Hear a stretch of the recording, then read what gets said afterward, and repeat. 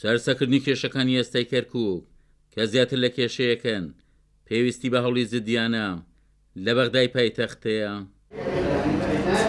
پەرلەمانتەرانی یەکێتی لە کەرکووک ڕایدەگەیەنن هەوڵەکانیان بۆ چارەسەرکردنی کۆی کێشەکانی کەرکووک سڕ کردوتەوە.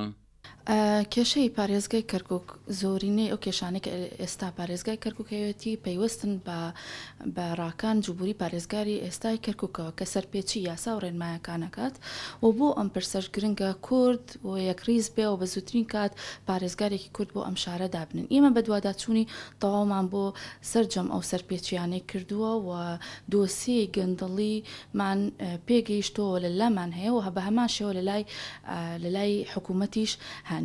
بەشێکی تری کێشەکان چارەسەریان لە بەغداوە ئەکرێت بۆ ئەمەیان هەندێکیان پێویستیان بە تەشریعی قوانین هەیە لە ناو پەرلەمانەوە.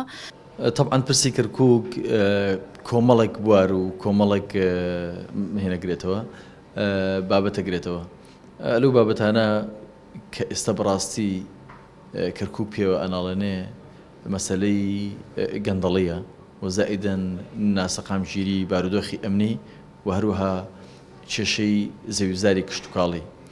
طبعا کێشەی زەویزاری کشتتوکاڵی کە لە چوارچەوەی مادی 140 لە دەستور چارەسەری بۆدانراوە ئێستا پارێزگاری بە وەکالەتی ئێستای کەرکووک ئێوێ درێژە پێدەری ئەو سیاسەتە بە کاتی خۆی حەزبی بە ئەسپێڕەوەی یەکرد بۆ دەست بە سەراگرتنی زەویزاری جوتیارانی کورد.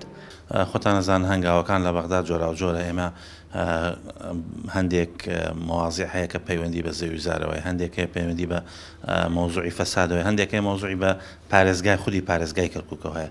بەڕاستی ئەوەی کارمان لەسەری کردووە لە ناو پەرلەمان ئەوەی کە عایدی ئێمە بێ وەک پەرلەمان و بە یاسا و دەستور مادەی 140 و ئیلغای قەراراتی مجلس السەورەیە کە ئیسە کاری لەسەرەکەین بۆەوەی ئەو زەویزارانەی کە بەو قەرارە وەختی خۆی هین کورد بۆ دابش کراوە بەسەر عارەبە هاوردەکان و گرێبەستیان بۆ کراوە و خەریکی ئەوەی لە ناو پەرلەمانە بیکەین بە یاسا و دەنگی لەسەر بدرێ.